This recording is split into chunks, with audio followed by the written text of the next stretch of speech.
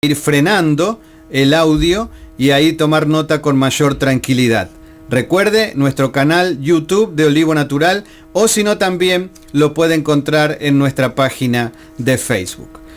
Bien, muy bien, Patricia, ya te veo que estás preparada y con ganas de arrancar, porque te veo en cuclillas y con las manos adelante, como los corredores empiezan en el atletismo. Así que claro, son las 7:22 y ya podés comenzar con tu segmento.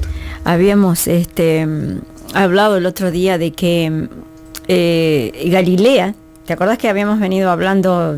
Un resumen, vamos a hacer siempre para enlazar lo que veníamos hablando. Claro. Que Judea, a partir del 6 después de Cristo, había quedado ya bajo la Procuraduría Romana, a raíz de los problemas que había con Arquelao. Claro. Y habíamos hablado de que esa delegación de Jerusalén había ido a pedirle al emperador para que sacaran la monarquía de ahí, ¿no es cierto? Entonces, pero Galilea había quedado prácticamente, no la habían tocado. ¿Por qué? Porque ahí había otro tipo de... Era diferente la característica de la población ahí. ¿En qué sentido?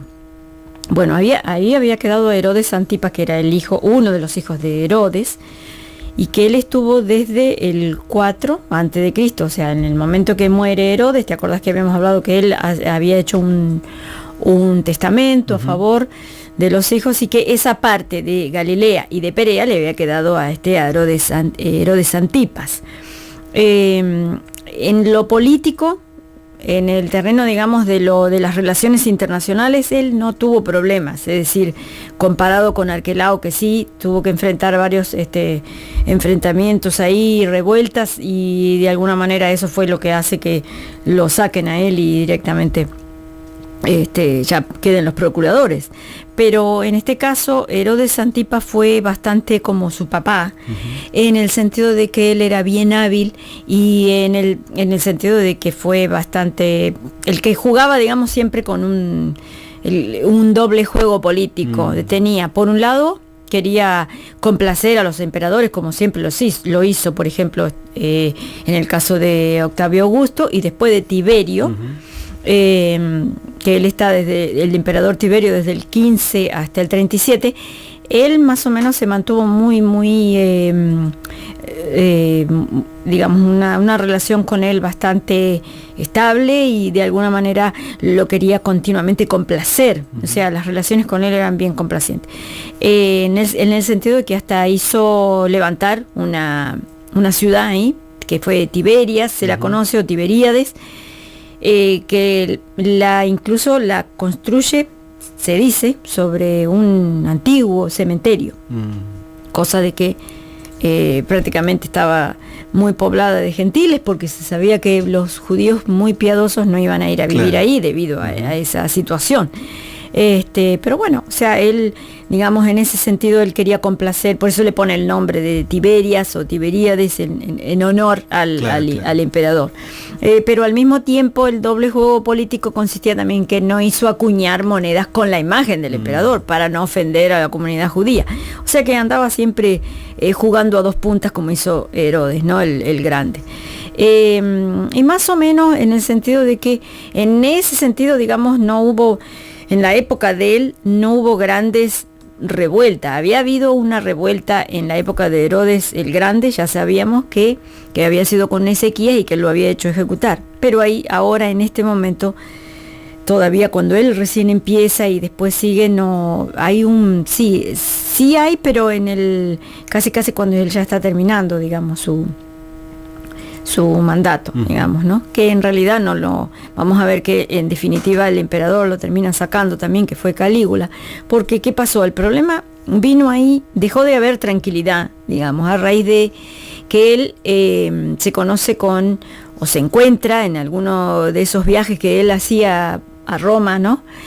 Para encontrarse con el emperador, se encuentra con su cuñada por un lado, y a su vez media sobrina. Es decir, Herodías por un lado era nieta del viejo Herodes, pero a su vez también estaba casada con un hermanastro de este Herodes Antipas. Es decir, como que todo quedaba en familia. Pero eso lamentablemente, o sea, eso pasaba muchas veces en todas las dinastías Los Ptolomeos, por ejemplo, para ponerte un ejemplo, los Ptolomeos en Egipto, que prácticamente estuvieron, desde que ellos entraron, tomaron el poder, después de la muerte de Alejandro, y hasta prácticamente la última reina, que fue Cleopatra, que fue con el problema de que se suicida con Marco Antonio. Hubo más o menos una etapa de 250 años en el cual solamente la dinastía de los Ptolomeos no se mezcló, porque justamente se casaban entre hermanos, entre primos, entre sobrinos. Es decir, lo que hoy en este caso resultaría un escándalo, una relación incestuosa, pero en ese momento no era así. Entonces, ¿qué pasa? Pero el problema era que entonces Herodías, que era la media sobrina y a su vez cuñada, se convierten en amantes, porque el problema es que ella estaba casada y también Herodes Antipas estaba casado, pero no con cualquier mujer, era la princesa, la hija del rey Aretas IV, que era de los nabateos, que hasta ese momento los nabateos, que eran vecinos de la región donde él tenía sus dominios, que era Perea, mantenía unas relaciones tranquilas. Pero a raíz de este problema es de que se arma una guerra, que antes de que suceda, de que viene Aretas e invade Perea, en ese interín había mandado él a ejecutar a Juan el Bautista. Por eso es que lo vamos a conocer, porque Juan el Bautista, cuando ve todos estos hechos, comienza a denunciar y empieza también de alguna manera a levantar digamos una expectativa de juicio venidero pronto, debido a la gran corrupción que había, digamos, en el poder. Es decir, estamos en un momento donde se va a ver, ya habíamos venido hablando la gran cantidad de guerras guerras civiles, guerras por el poder, que habíamos venido hablando, que había sido, digamos, toda esta zona devastada.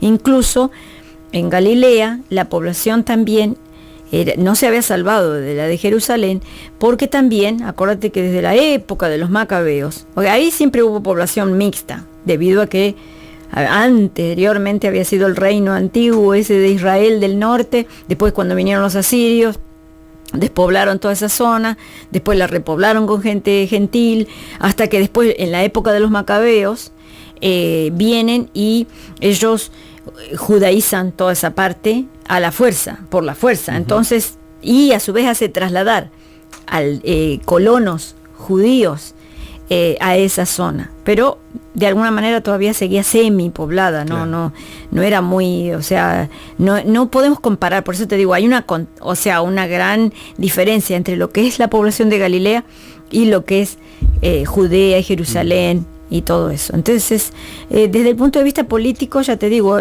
había estado todo tranquilo hasta que empieza este problema que era un problema familiar, pero que se traslada a la población, porque el tema es que vienen los nabateos, invade Perea. Entonces él a Herodes Antipas le pide ayuda al emperador Tiberio viene en su ayuda, lo apoya y masacran a todos los rebeldes, todos los que estaban ahí levantando, digamos, todas estas revueltas. Todo por un problema familiar. Exacto. Pero al mismo tiempo, ya te digo, la predicación de Juan el Bautista no había caído en saco roto, sino que ya las personas realmente habían empezado a buscar y a pedir que urgente viniera el Mesías, porque esta es una de las zonas donde más justamente va a ser un caldo de cultivo. Por un lado, todas las expectativas mesiánicas, que no era lo mismo que en Jerusalén, porque en Jerusalén lo que más prevalecía, acuérdate, era mucho la clase sacerdotal, obviamente, que reprimía absolutamente todo movimiento mesiánico, todo movimiento apocalíptico, todo lo que viniera, digamos, a traer efervescencia en la masa, en el pueblo, todo eso lo reprimían, porque ya te digo, estaban los jerarcas de la religión, los que tenían el monopolio de la religión. Y también estaban la línea de los fariseos, que eran los sabios, que de alguna manera, si bien sí estudiaban al detalle todo lo que fuera las escrituras, habían desarrollado también toda una serie de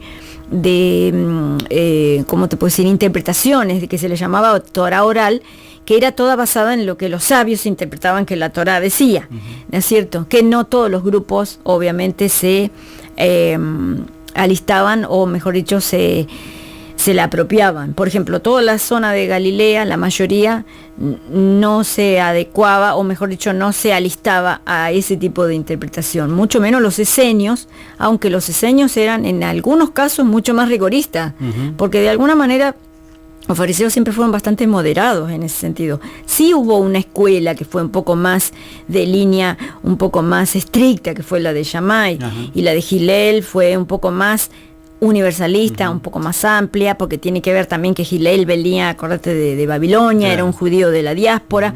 Es decir, que muchas veces vas a ver que había varias tendencias de acercamiento, digamos, a interpretar la Torá. Claro.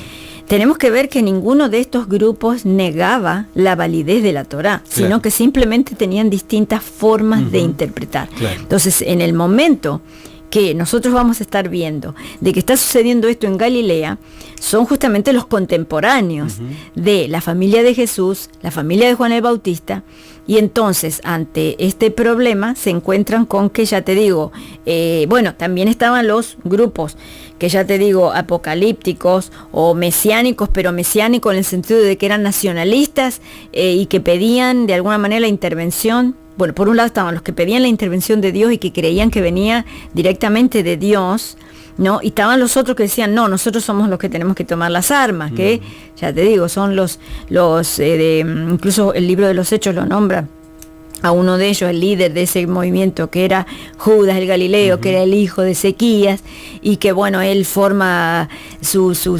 seguidores, sus partidarios. Josefo incluso lo llama sicarios, porque eran los que andaban con una sica, se les llamaba sicarios, porque andaban con un arma, ahí una sica, una especie de puñal escondido, y entonces ellos eran bien violentos, o sea, incluso Flavio Josefo le habla de ellos bastante mal, porque dicen que eran bandidos, que aprovechaban, entraban a las aldeas y robaban, violaban a las mujeres, aprovechaban, por ejemplo, también las fiestas, las grandes fiestas incluso, que había de peregrinación, que había que ir a Jerusalén. Entonces a sus adversarios las agarraban y se metían ahí en el montón y le clavaban la sica, y ahí lo mataban, la ejecutaban, y la persona cuando se caía, se armaba y quedaban, ¿viste? O sea, como ha pasado muchas veces. Entonces, perdón, una pregunta que te voy a hacer de las tantas que te voy a hacer. Sí. Porque normalmente nosotros tenemos siempre la idea, ahora estamos entrando a puntos más específicos y vamos a poder entender en una forma más amplia todas las cosas. Claro. Pero la idea que nosotros tenemos siempre es que todo casi se desenvolvió dentro de lo que era Jerusalén. Entonces, Jesús era judío, se desenvolvió en Jerusalén, donde estaba el templo, donde estaba todas esas cosas. Y ahora estamos viendo que no, que hubo otros lugares como por ejemplo Galilea, y que tal vez fue en cierta forma uno de los principales, porque ahí fue donde comenzó Jesús. Es que la mayor parte de su ministerio y de su servicio es en Galilea y entonces, en las aldeas de alrededor. Como no podemos mostrar, no podemos tener imagen aquí para mostrar bien, no tenemos, tal vez no anda y mentalmente intentar hacer una geografía, más o menos a cuánto estaba en tiempo de viaje en aquella época Galilea de Jerusalén.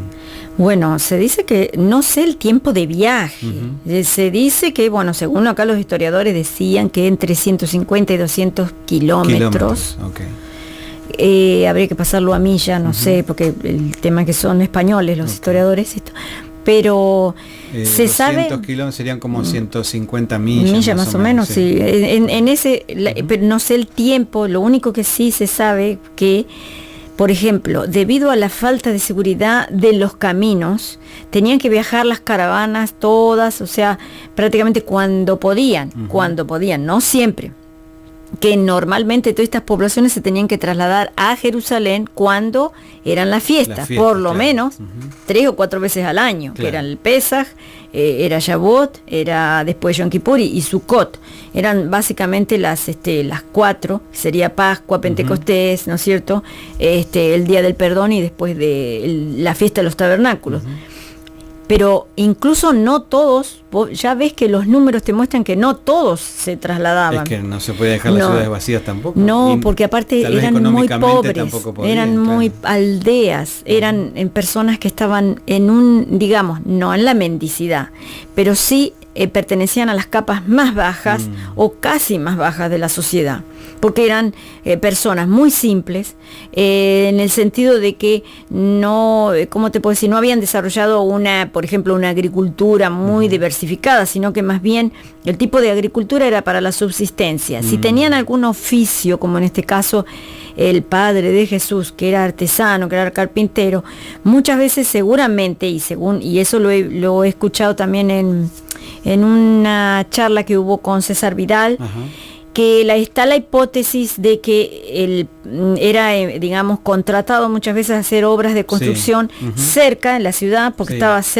estaba la ciudad de Séforis, que era la muy importante, y que ahí estaba llena de gentiles, y también la de Tiberias, ¿no? O sea, las capitales de ahí, de esa zona, que era donde estaban todas digamos, el trabajo y el dinero, porque estaban los griegos, todas las personas que podían de alguna manera ofrecer trabajo. Claro. Entonces, lo cual te trae ya a luz una tendencia evidentemente de estas personas de poder de alguna manera abrirse o a tener cierto contacto con los gentiles. Por lo tanto, tenían que ser un poco más universalista, claro, o un poco más laxo, en el sentido de no ser tan cerrado con respecto a la separación, ¿no es cierto?, de gentil y no gentil, o sea, judío y gentil. Esos, digamos, son hipótesis, ¿no es cierto?, de las que plantean los historiadores debido al estudio de la zona. Entonces, por un lado tenés ese tipo de gente, pero al mismo tiempo tenés ese otro grupo que ya te digo que son los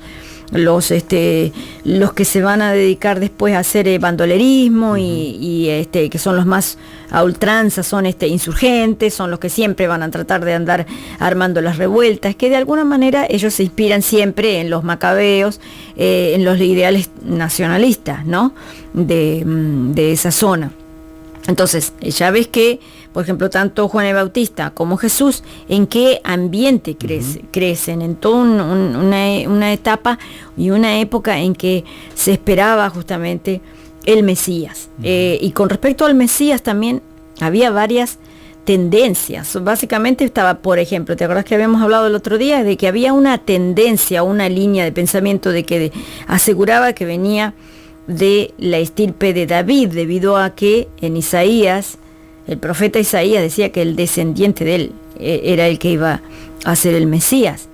Pero también los esenios, y específicamente después de eso se comprobó cuando se encontraron todos los manuscritos de Qumran, ellos hablaban de que un Mesías preexistente, un Mesías celestial, un Mesías que viene directamente de un enviado que viene de Dios directamente. Y entonces ahí aparece la idea del Hijo del Hombre, que por paradójico que sea, el título, digamos, divino que se le da a Yeshua, después a Jesús, es el Hijo del Hombre. Ese es el que encarna, digamos, la idea de que Él viene, digamos, de lo divino, de que viene como enviado de Dios. En cambio, el título Hijo de David y el Hijo de Dios también aludía más bien al rey terrenal, que sí seguía siendo el ungido, el elegido por Dios, pero que se limitaba a lo terrenal, claro, por paradójico que sea. Pero te digo porque muchas veces se ha dicho, o se ha creído que, o en el cristianismo se enseñó, que en el título Hijo de Dios pertenece al ámbito divino. Y en realidad el Hijo de Dios también se le decía al emperador y a todo rey. Es decir, es decir, que está más limitado a lo terrenal. Y en cambio, lo que sí lo vincula a lo divino y que es un ser preexistente, que eso ya está, ya te digo, en los manuscritos de Qumran, o sea que no es un invento del cristianismo, como muchas veces se ha afirmado, sino que ya en este grupo de esenios y específicamente en los de Qumran se elaboró la idea de que ese ser preexistente era el Hijo del Hombre y que tenía que venir en algún momento, intervenir para frenar todo este caos que había. Acordate que, contemporáneos a todos estos grupos están todos los de Qumran, es decir, todos los sacerdotes que hacía rato, que ya hacía más de 200 años que estaban ahí y que nunca más habían vuelto al templo. Estaban los del templo de Leontópolis ahí en Egipto, que nunca más son los que, que había sacerdotes ahí, que había toda una serie de comunidades judías ahí que estaban, digamos, ligadas a ese templo y que no habían vuelto a Jerusalén. Estaban entonces Jerusalén con todo este entorno y estaba entonces Galilea, que de alguna manera sí tenía contacto entonces con la metrópoli, pero que no estaba tan ligada y no tenía tanta influencia bien directa como los habitantes de Jerusalén. Claro. Por otro lado, ya te digo, la economía era diferente, era mucho más, ya te digo, más ligada a la tierra, a lo agrícola, estaban los pesqueros también, estaban los artesanos, y ya te digo, también todos los que hacían el trabajo más duro, por eso también se sabe que eran bastante pobres. Entonces... Bueno, también lo demuestra, por ejemplo, el hecho cuando María cuando van a ofrecer el sacrificio. El sacrificio y exacto, solo lleva 2 palominos. Exacto, eso que era la forma más humilde, digamos, de poder llevar una ofrenda, claro, para que de alguna eso manera. En cierta forma demostraba que eran humildes. Sí, por lo menos, en el sentido sí que eran, no eran ricos, claro, que no eran ricos. Tampoco, ya te digo, algunos historiadores dicen que más o menos no era tan, ya te digo, no eran tan pobres en el sentido de no eran mendigos, sino que más bien José tenía su taller ahí, posiblemente de carpintería en su casa. Pero ya te digo, de todas maneras, por ejemplo, Nazaret es una ciudad, una aldea muy pequeñita que no tenía importancia tampoco. Que está dentro de Galilea. Claro. Porque, sí, pertenece ahí a la zona de Galilea, porque no se la nombra en los escritos, por ejemplo, de Flavio Josefo, se la va a conocer recién y cuando empieza a tener gran importancia Nazaret, a partir de Constantino, que es cuando justamente el Imperio Romano se vuelve cristiano, por una cuestión política y de conveniencia, y entonces empiezan a instalar las grandes construcciones. Después, en la época, ya te digo, de los bizantinos, ya se instalan las basílicas, la primera basílica. La época de los cruzados hasta llegó a ser sede de los obispos, hasta que, después vienen los Saladino, ¿no es cierto?, y ya los saca a todos a los caballeros templarios que estaban ahí. Pero volviendo otra vez a la etapa de Jesús, entonces quedó claro entonces que mientras Jesús anda caminando, anda predicando, en el poder está Herodes Antipas, que él sabía que había ejecutado a su primo, porque que imagínate, incluso él le llega, en uno de los evangelios se refiere a él como una zorra, era despectivo completamente contra la clase de poder, ¿no es cierto?, contra esta persona, porque era obviamente toda una corrupción ahí. Y ¿cómo termina este Herodes Antipas? Muy mal, porque en definitiva, y culpa de su mujer. Claro. Sí. Que me perdonen las mujeres acá, pero por culpa de ella lo arruinó, porque desde que se encontró con ella... Vos viste que yo no abrí la boca. No, ya sé, ya te venía, pero por la duda me adelanté. Pero no, mirá que fue tremenda esta mujer, porque ya te digo, primero que todo lo que ella decía, él lo hacía, fíjate, ella le pidió la cabeza de Juan el Bautista, va y lo hace. Después, en este caso, cuando, por ejemplo, pasa esto, lo de que, muere Tiberio y viene Calígula, que es el que lo sucede, digamos, al emperador, este Calígula se le da por poner ahí a un hermano de ella, de Herodías, ahí le da un territorio ahí, a Vilene, y lo nombra rey. Entonces ella se pone celosa, se pone mal, porque un hermano de ella tiene el título de rey, entonces lo manda a Herodes Antipas a que hable con el emperador para exigirle que a él también se le dé el título de rey. Por lo tanto, que ahí esa fue sí su caída, porque no solamente no le dan el título de rey, sino que lo manda al exilio a las Galias, de la misma manera que lo habían mandado a Arquelao, a Augusto. Claro. Entonces quedó ahí preso, y en definitiva ella no lo abandona. En ese sentido fue bastante, o sea, no se quedó, ella podía haberse quedado ahí, pero no, ella al final lo acompaña y mueren allá, en el exilio. Y ahí entonces, a partir desde el 39, ¿no es cierto?, que él podía haberse quedado tranquilo ahí por exigir ese título de rey, al final queda sin nada, y lo terminan poniéndole a todo ese territorio bajo Agripa, el hermano de ella. Pero igual él después se muere en el 44, finalmente ya entonces queda bajo los procuradores, es decir, que finalmente toda esa zona que hasta ahora había tenido cierta autonomía, queda bajo la provincia de Siria, exactamente igual que Judea, que Idumea, que Samaria, ¿no es cierto? Y ya estamos hablando de que la época de los apóstoles, la época de los discípulos.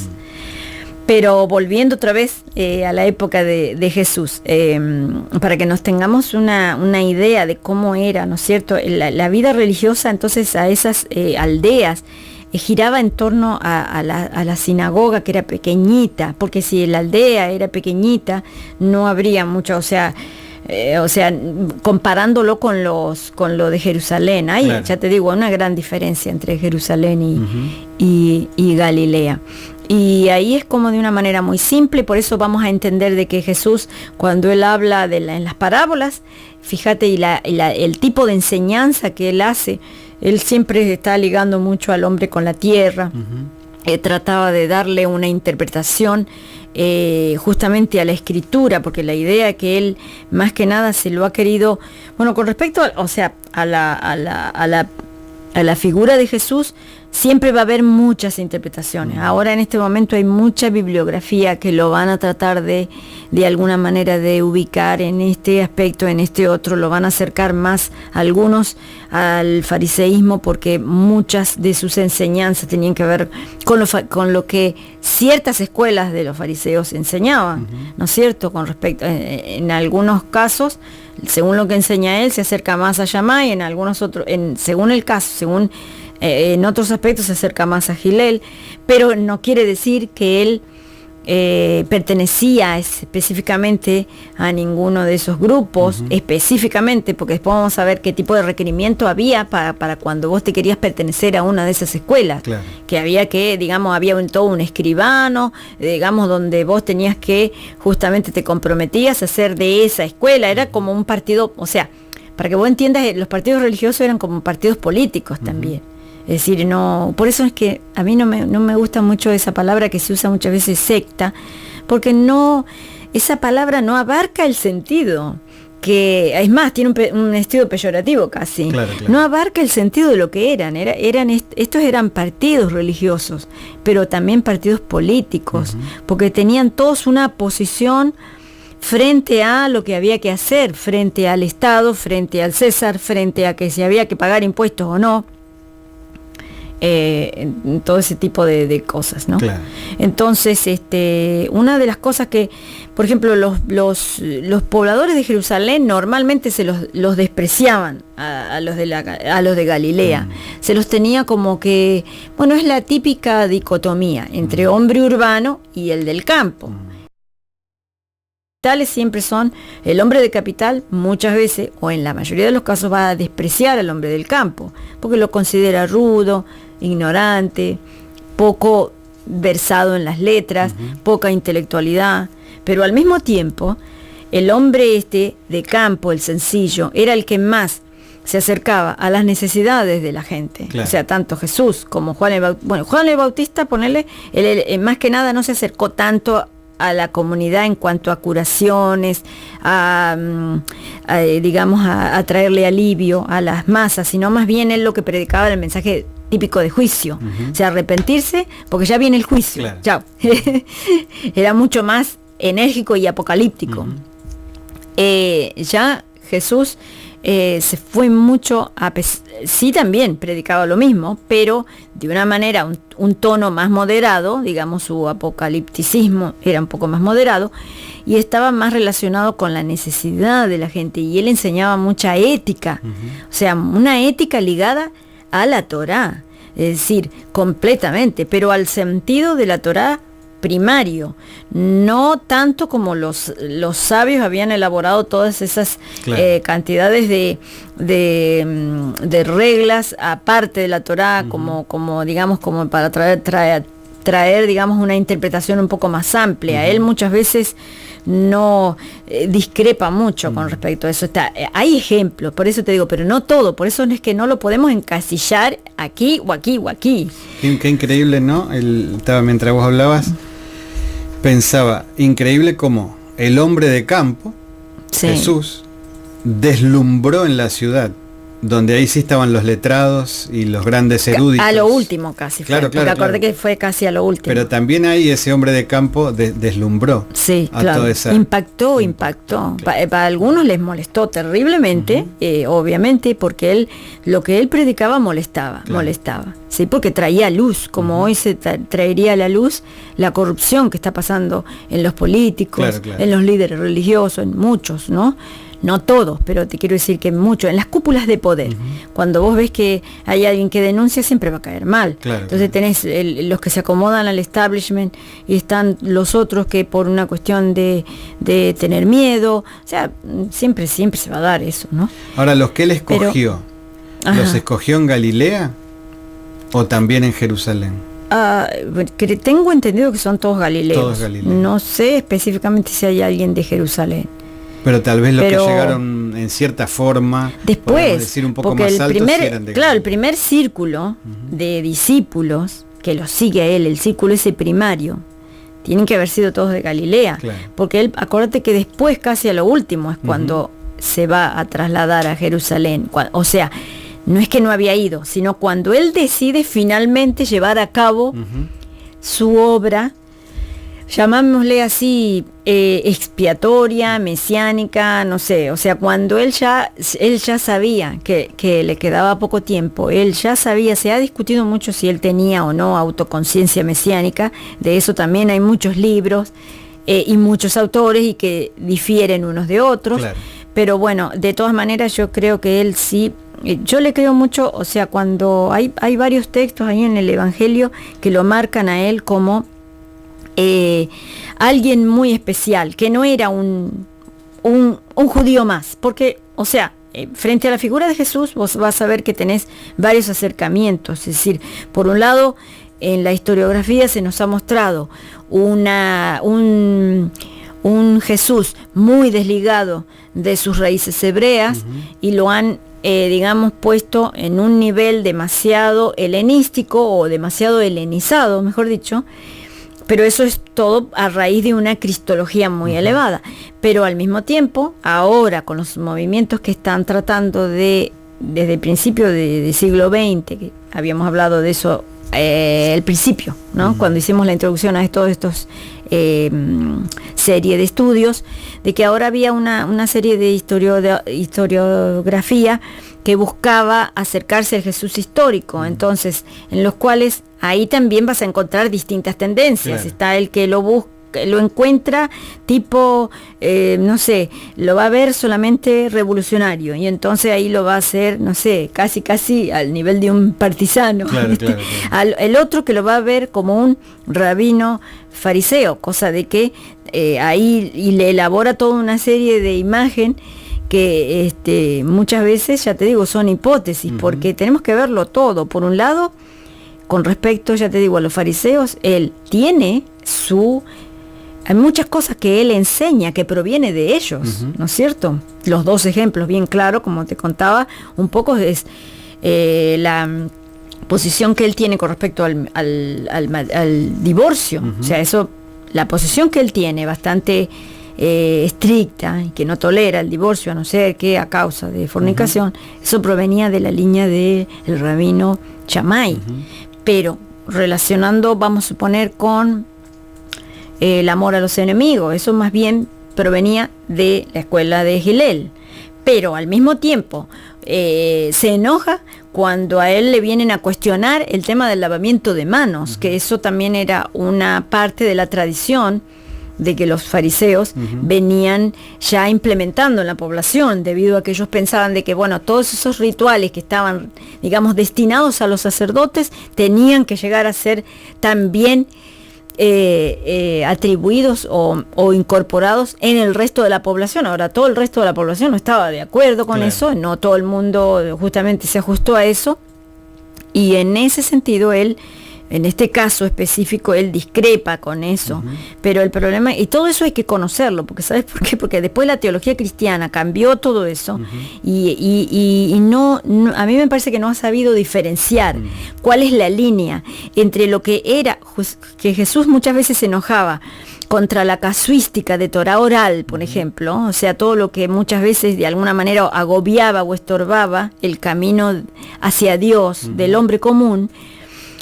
No tiene nada que ver con la Torá, es decir, la Torá es inamovible, en el sentido de que él justamente en todo momento, y justamente el Evangelio de Mateo dice bien claro que él no vino a abolir la Torá, sino que lo que le vino a dar el perfecto cumplimiento, o sea, justamente llevar al hombre común al cumplimiento de la Torá y del sentido primitivo o primario que se le dio a los escritores, y él más bien se ajusta también a la línea de los profetas, ¿viste? O sea, la línea, por ejemplo, de Elías, Eliseo, que eran los itinerantes, los profetas itinerantes que andaban de aldea en aldea, que hacían milagros, que resucitaban personas, que ayudaban a la gente. O sea, a Jesús hay que ponerlo y verlo así, en una línea de continuidad, con los profetas. Es un tema bien... Y no de discontinuidad, como se ha hecho después. Pero es un tema complicado, porque estamos a 2000 años de ese acontecimiento, donde se ha tergiversado la figura en una forma increíble, más que nada en esta parte occidental del mundo. Y recuerdo que muchos escritores dicen que aun cuando se escribieron los evangelios y todas esas cosas, ellos reinterpretaron a la figura de Jesús. O sea que si eso lo hicieron en el año 70, en el año 80, después de la destrucción del templo, claro, después de la destrucción del templo, si en esa época que hacía tan poquito tuvieron que reinterpretar a Yeshua, a Jesús, imagínate lo que nos queda a nosotros. No, lógico. Desde acá. No. Es una tarea que, o sea... Porque claro, porque nosotros, por ejemplo, ahí tenemos que, por eso te digo, el grupo, el primer grupo, digamos, que está relacionado con él, y que está relacionado, ya te digo, con la esperanza mesiánica de que tiene que venir el reino, ¿no es cierto? O sea, esa es básicamente su idea, su esperanza. Cuando ven que a él lo crucifican, y por más que saben que resucita, ¿no es cierto? Que esa es la base primordial y es lo que lo hace a él único, la resurrección de él, ¿no es cierto? Y es lo que hace que nosotros creamos en él, claro, ¿no es cierto? Aún sin verlo. Claro que sí, porque es lo único, claro. Porque básicamente eso es lo esencial, que si sacas eso y se cae todo, ¿no es cierto? Pero después de la resurrección, ¿qué pasó con esa comunidad? Que eso es lo que después tenemos que ir viendo, ¿viste? ¿Qué fue lo que pasó? Pero digamos, ya de por sí ya de por sí vos ves que era plural. El tipo de judaísmo que había en este momento era completamente plural. Por lo tanto, no había algo monolítico. Por lo tanto, ni tampoco las comunidades estas, que son las que después, algunas, según los autores o los historiadores, un grupo vuelve otra vez a Galilea y ahí queda y prácticamente va desapareciendo, en el sentido de que no quedaron fuentes escritas de lo que pasó con ellos. Otro pequeño grupo va a permanecer ahí en Jerusalén, pero en la situación en Jerusalén se va a ir empeorando, porque después eso es lo que tenemos que ver, hasta que se llega a la guerra del 66, en el 70 directamente destruyen todo, y básicamente de eso no queda nada. Y el único grupo que sobrevivió a la destrucción es la de los fariseos. Por eso es que después el judaísmo es conocido hasta ahora como es, a raíz de, que ellos son los que compilan justamente toda esa tradición oral de los sabios y la van a compilar después en la Mishnah, en la Gemara y en el Talmud, pero eso es solamente una una línea solamente de judaísmo. Los otros judaísmos prácticamente desaparecieron, y que felizmente se encontraron en el siglo XX los textos de Qumran, donde dieron a luz ese otro grupo de personas que ya anteriormente tenían esa esperanza mesiánica en que el Mesías preexistente tenía que venir, por lo cual echa por tierra toda la teoría de que la idea de que el Mesías preexistente es un invento del cristianismo, es una teoría que la han escrito muchas veces todos los enemigos, ¿no es cierto?, o mejor dicho, adversarios del cristianismo, y que obviamente se estaría echando por tierra esa teoría, porque ya entonces, ¿qué hacemos entonces con los esenios que muchos años antes hablaban del Mesías preexistente que tenía que venir? Y ahí esos textos, que algún día los podemos traer, porque está el libro de toda la traducción de los textos, habla de que él iba a sanar los enfermos, iba a resucitar a los muertos. O sea, todo lo que el Juan el Bautista, ¿te acuerdas que él en un momento le pregunta, ¿tú eres el Mesías o esperaremos a otro? Y entonces el que le contesta que los ciegos son los ciegos ven, los mudos hablan, exacto, los cojos caminan. Quiere decir que esa esperanza ya estaba en el pueblo, y felizmente llegó. Bien, Patri, estamos entrando en un punto bien interesante, y bueno, pero necesitas descansar un poquito la garganta. Sí. Vamos a pasar... Un buen mate faltaría ahora. Hoy no. Como mate en café en el Reino. Ay, no qué podemos cosa bárbara. Pero bueno, vamos a tomarnos unos minutos, vamos a escuchar un segundo tema musical en la voz de Paul Wilbur, también Días de Elías, y enseguida vamos a seguir con este tema que está bastante interesante y todavía nos queda mucho por delante, y tengo varias preguntas también para seguir haciéndote. Les recuerdo que hoy es lunes 22 de septiembre del año 2014, 27 de Elul del año 5774, y usted nos está escuchando desde olivonatural.org. Un tema musical más y en 2 minutos estamos con usted. No se mueva, porque todavía hay mucho café en el reino.